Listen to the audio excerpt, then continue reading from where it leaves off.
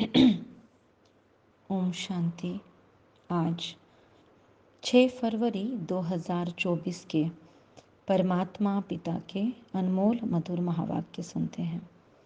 बाबा कहते हैं, मीठे बच्चे अपने हार और जीत की हिस्ट्री को याद करो। यह सुख और दुख का खेल है। इसमें 3/4 सुख है, 1/4 दुख है, 3/4 सुख है और 1/4 दुख है, इक्वल नहीं है। बाबा कहते हैं, अपनी हिस्ट्री, ड्रामा के अंदर हमारी हिस्ट्री क्या है उसे याद करके हमें सुख और दुख का कैलकुलेशन करना है।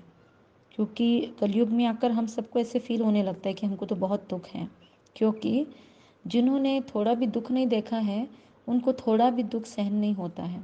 इसलिए हम सबको भी, हम और पैम्पर्ड चाइल्ड है परमात्मा के, तो हमको परमात्मा ने बहुत ज़्यादा बहुतेरे सुख दिए हैं सतयुग त्रेता युग में। और द्वापर युग में भी हमने भक्ति को ऐसे ही नहीं ज्वाइन किया, हमने भक्ति ज्वाइन करने के बाद हमें बहुत सारे साक्षात्कार हुए, भक्ति के सुख मिले। वहाँ पर भी परमात्मा के कनेक्शन का हमको फीलिंग था, तो भक्ति में भी हमको बहुत जॉय मिला। तो सतयुग में भी खुश, त्रेता युग में भी सुखी और द्वापर युग भी खुशी से भरपूर, और संगम युग में तो मिल ही गया भगवान। तो वैसे अगर देखा जाए ओवरऑल पूरी दुनिया की आत्माओं के कंपैरिजन में हमको सुख ज़्यादा है। अगर हम पूरे कल्प मतलब 5 युगों में अगर हम घूमें या 4 युगों को भी देखें तो 3 युगों में तो हमने सुख ही उपभोग किया, लेकिन या फिर संगम युग भी उसमें पकड़ ले तो वो भी सुख में गया। सिर्फ कलयुग का एंड या कलयुग का कुछ हिस्सा दुख है। तो इसीलिए 3/4 सुख है और 1/4 दुख है, ऐसे बाबा कंपैरिजन करते हैं। उससे भी कम है दुख, लेकिन बाबा कंपैरिजन ऐसे करते हैं कि समान नहीं है।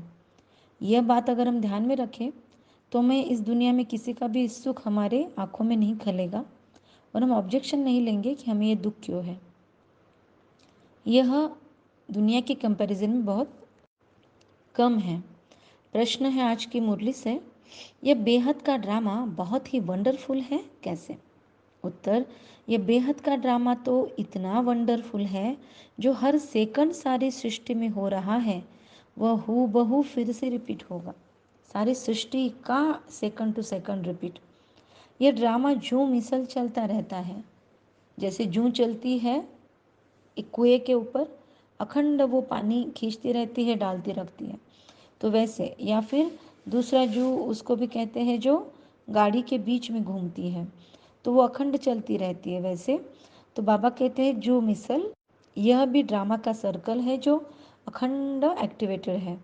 टिक टिक इसमें होती रहती है घड़ी, अगर इसको बोले तो घड़ी में जैसे टिक टिक होती है वैसे इस सृष्टि नाटक के घड़ी में भी समय चक्र या काल चक्र की गति में भी अखंड यह गतिमान होता है।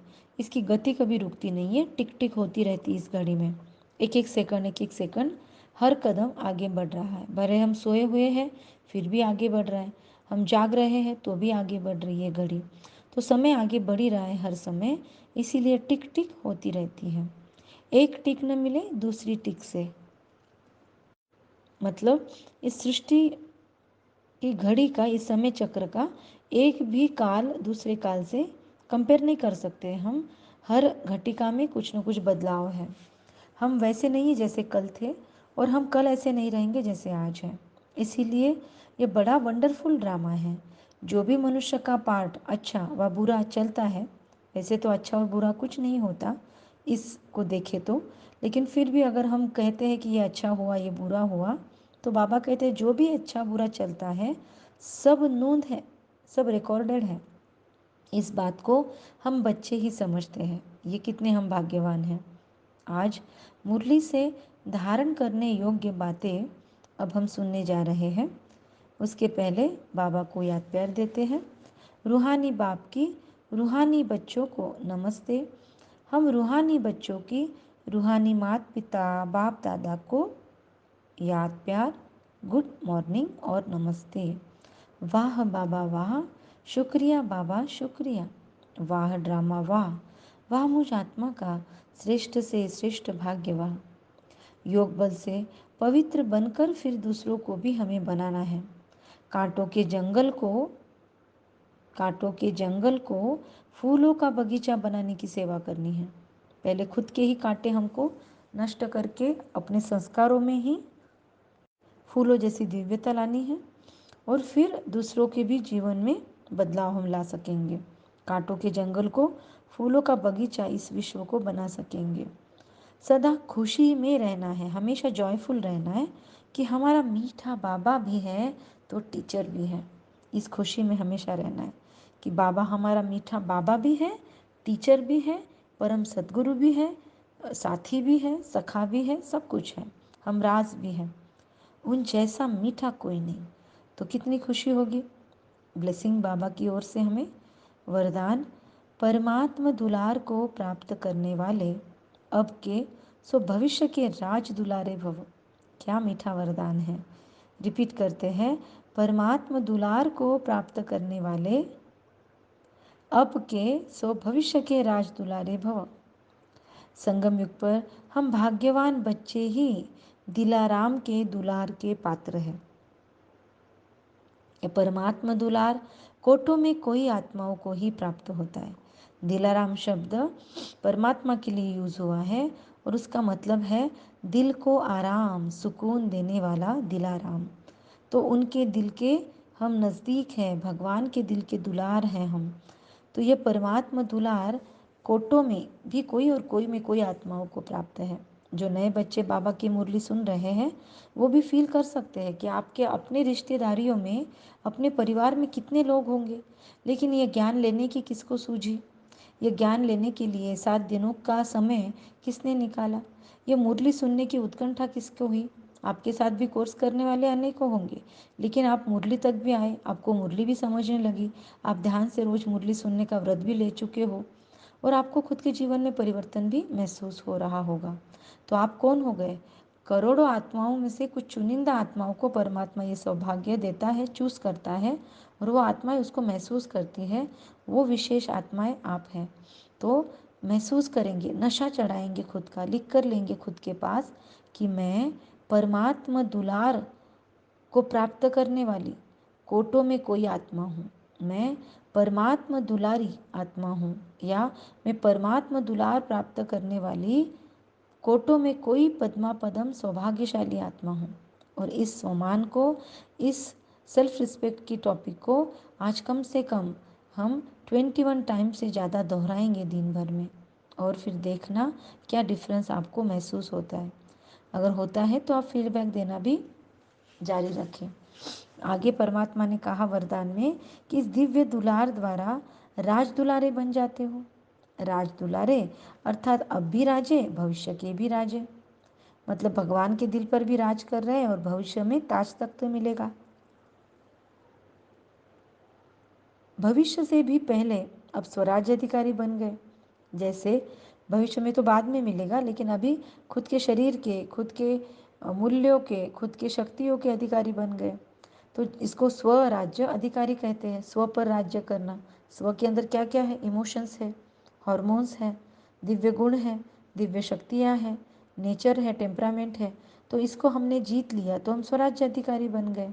तो ये पहले राजा बनना है, फिर इसके आधार पर भविष्य में राज्य मिलेगा। जितना हमारे सेल्फ ऑर्गन्स को और हमारे मन बुद्धि संस्कार को, शरीर को हम मैनेज कर पाएंगे, उतना ही बड़ा राज्य हमें परमात्मा देगा। नहीं कर पाए तो कहेगा नहीं, आप अपना जॉब ही करो वहाँ पर भी जाके। तो भविष्य से भी पहले अब स्वराज्य अधिकारी बन गए। जैसे भविष्य राज्य की महिमा है, एक राज्य, एक धर्म, एक भाषा, ऐसे अभी सर्व कर्मेंद्रियों पर आत्मा का एक छत्री राज्य है। वरना वहाँ पर हमें फिर छोटा मोटा कार्य मिल जाएगा। इसलिए यहाँ पर हमको खुद का चार्ज लेना है। एक राज्य, एक धर्म, ऐसे कभी बाबा कहते सर्व कर्मेंद्रियों पर आत्मा का एक छत्र राज्य हो है, अभी है, चेक करना है, नहीं है तो लाना है। स्लोगन है, अपनी सूरत से बाप की सीरत दिखाने वाले ही परमात्मा स्नेही हैं। अपनी सूरत और सीरत, बाबा इस पे बात कर रहे हैं। सूरत मतलब चेहरा, चाल चलन को कहेंगे सीरत। तो हमारी बिहेवियर, हमारा नेचर क्या है, हमारा लोगों के साथ बर्ताव कैसा है, इसको सीरत कहते हैं। स्वभाव गुणों को। और सूरत मतलब जो ऊपर से दिखा रहा है, तो अपनी सूरत से बाप की सीरत या बाबा के कैरेक्टर्स दिखाने वाले ही परमात्मा स्नेही हैं। वरदान, परमात्मा दुलार को प्राप्त करने वाले राज दुलारे भव। धारणा में कहा, योग बल से पवित्र बनकर दूसरों को भी बनाना, कांटों को फूल बनाने की सेवा करनी है। फिर वंडरफुल ड्रामा ये है कि इसकी टिक टिक अखंड चलती है, रुकता नहीं है।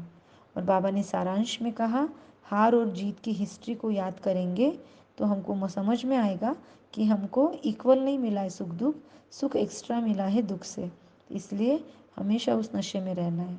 अच्छा, कम बोलेंगे, धीरे बोलेंगे सारा दिन, मीठा भी बोलेंगे, सत्य बोलेंगे सारा दिन, और जो भी बोलेंगे सोच समझ कर बोलेंगे।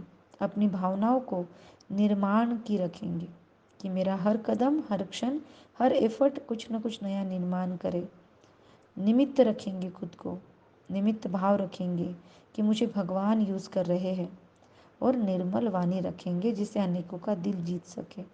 अच्छा, आज के दिन की शुभकामनाएं आपको। ओम शांति।